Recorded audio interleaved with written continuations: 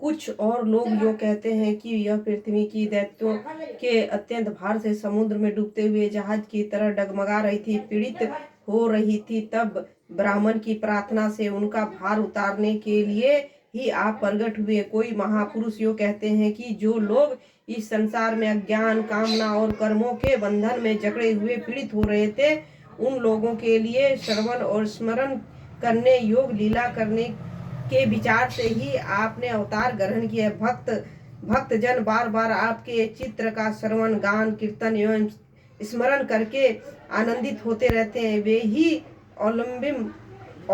अविलंब आपके उस चरण कमल का दर्शन कर पाते हैं जो जन्म मृत्यु के प्रवाह को सदा के लिए रोक देते हैं।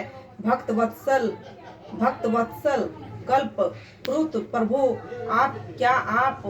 अब आप अपने आश्रित और संबंधी हम लोगों को छोड़कर जाना चाहते हैं। आप जानते हैं कि आपके चरण कमलों के अतिरिक्त हमें और किसी का सहारा नहीं है। पृथ्वी के राजाओं को तो हम यो ही विरोधी हो गए हैं। जैसे जीव के बिना इंद्रियां शक्तिहीन हो जाती है, वैसे ही आपके दर्शन बिना यदुवंशियों के और हमारे पुत्र पांडवों के नाम तथा रूप का अस्तित्व ही क्या रह जाता है।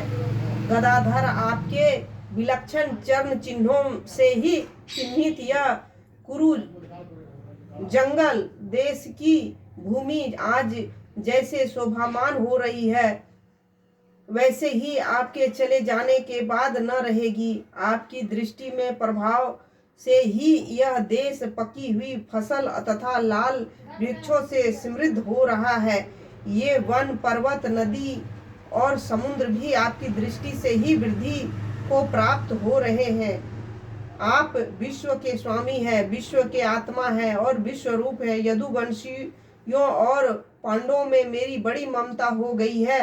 आप कृपा करके स्वजनों के साथ जोड़े हुए इस स्नेह की दृष्टि फांसी को काट दीजिए। श्री कृष्ण जैसे गंगा की अखंड ही मेरी बुद्धि किसी दूसरी ओर न जाकर आपसे ही निरंतर प्रेम करती रहे। श्री कृष्ण अर्जुन के प्यारे सखा यदुवंशियों शिरोमणि, आप पृथ्वी के भार रूप राजवेशधारी दैत्यों को जलाने के लिए अग्नि स्वरूप हैं। आपकी शक्ति अनंत है। गोविंद, आपका यह अवतार गौ, ब्राह्मण और देवताओं का दुख मिटाने के लिए ही है। योगेश्वर, चराचर के गुरु भगवान, मैं आपको नमस्कार करती हूँ।